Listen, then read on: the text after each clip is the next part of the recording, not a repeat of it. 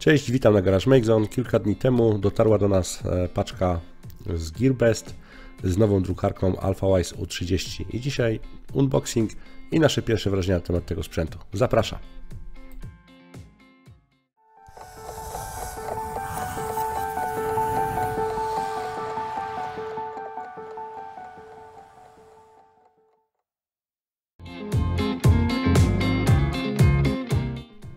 Drukarka nadana do nas z europejskiego magazynu dotarła w 4 dni, dobrze zapakowana, nieuszkodzona.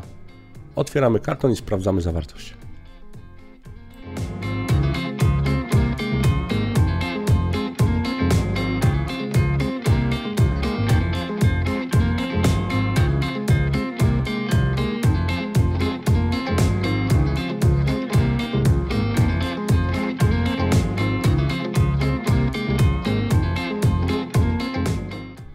Tuż po otwarciu pudełka znajdujemy instrukcję obsługi, kolorową, dobrze wydrukowaną. W kilkunastu krokach przeprowadzi nas ona przez cały proces budowy drukarki.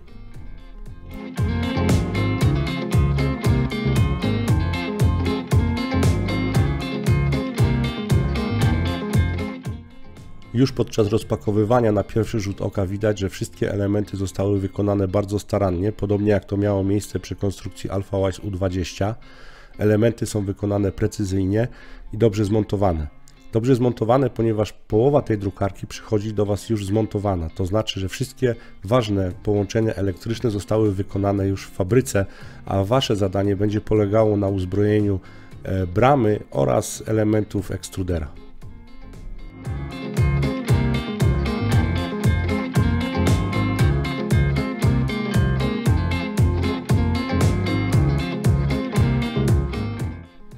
Zestaw, który otrzymaliśmy, zawierał w komplecie części potrzebne do budowy drukarki, próbkę filamentu, instrukcję montażu, kartę SD, czytnik kart SD oraz mały zestaw narzędzi.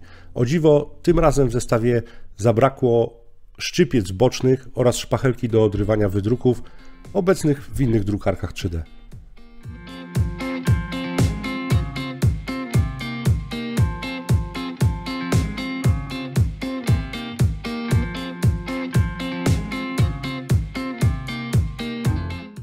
Realizując kolejne kroki z obrazkowej instrukcji obsługi załączonej do drukarki, instalujemy elementy bramy oraz elementy osi Z.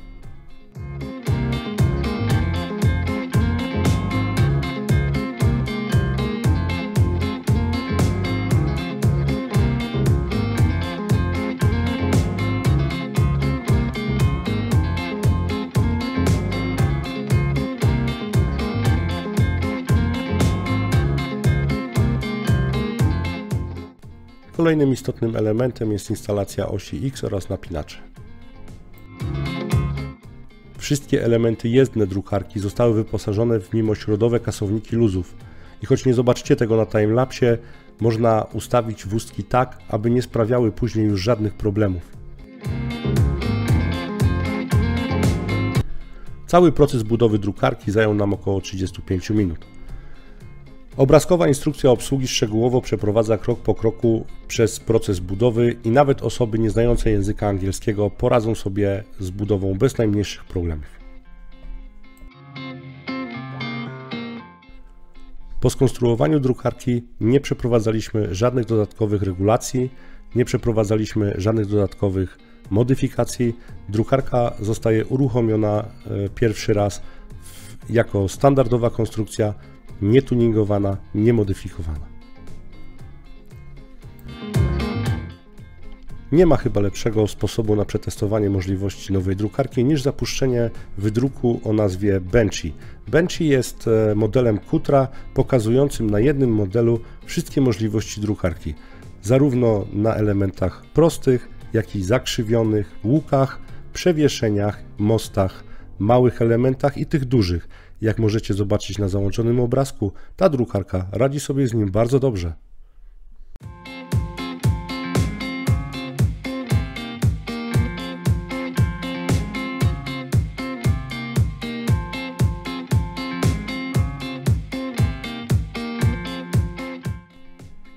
Po udanym pierwszym wydruku postanowiliśmy puścić jeszcze jeden wydruk testowy, tym razem w figurkę lisa.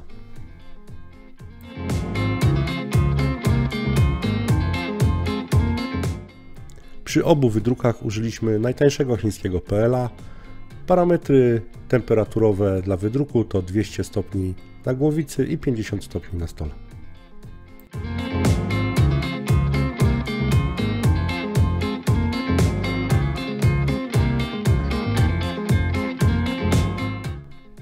Biorąc pod uwagę bardzo wysoką jakość wydruków testowych oraz nietuzinkowe wyposażenie standardowe AlphaWise U30, trzeba jasno powiedzieć, że będzie to bardzo poważna konkurencja dla Endera 3. AlphaWise U30 została wyposażona w kolorowy dotykowy wyświetlacz, znacznie ułatwiający obsługę urządzenia. Na pokładzie znajdziecie również czujnik obecności filamentu, 24V zasilacz oraz system wznowienia wydruku po awarii zasilania. Wszystkie ważne elementy drukarki zostały wykonane z metalu. Na uwagę zasługuje system kasowania luzów oparty na mimośrodach oraz system napinający paski, bardzo ułatwiający mechaniczną obsługę urządzenia. Podsumowując, nie sposób nie wspomnieć o błędach popełnionych przez konstruktorów tego urządzenia. Pierwszym i najważniejszym jest umiejscowienie złącza karty SD na tylnej ściance drukarki. Takie umiejscowienie będzie powodowało nieustanne problemy z wymianą karty. Kolejnym grzechem konstrukcyjnym popełnianym notorycznie przez chińskich konstruktorów drukarek budżetowych jest wykorzystanie najtańszych możliwych wyłączników krańcowych. Cienkie blaszki wykorzystywane w tych wyłącznikach krańcowych mają tendencję do odginania się i zmuszają nas do powtarzania operacji poziomowania stołu. Tyle, że ta drukarka ma system półautomatycznego poziomowania stołu dostępny z wyświetlacza LCD, który znacznie ułatwia tę operację i bardzo ją przyspiesza. Przy cenie zbliżonej do 690 zł z chińskiego magazynu Gearbesta na dzień dzisiejszy, ta konstrukcja wydaje się być idealną propozycją dla osób, które chcą korzystać z drukarki po prostu wyciągniętej z pudełka. Ta konstrukcja nie da się specjalnie modyfikować, a to chociażby z powodu tego, że komputer pokładowy wykorzystany tutaj ma zamknięty kod źródłowy i nie pozwala na wgrywanie czegokolwiek innego, tak jak to ma miejsce w innych budżetowych konstrukcjach opartych o Merlina. Z tego samego powodu nie jesteśmy w stanie zaimplementować tutaj czujnika autopoziomowania Halon. Mamy już jednak gotowe rozwiązanie podnoszące powtarzalność i precyzję ustawień osi Z, wykorzystujące oryginalne oprogramowanie poziomujące tej drukarki. Jak zwykle prosimy Was o subskrypcję, łapki w górę. Pamiętajcie, aby nacisnąć sobie dzwoneczek, tak żeby być na bieżąco z tym wszystkim, co wrzucamy na nasz kanał YouTube co tydzień. Link do oferty Gearbest znajdziecie oczywiście w opisie pod filmem. Na dzisiaj to wszystko. Do zobaczenia. Cześć!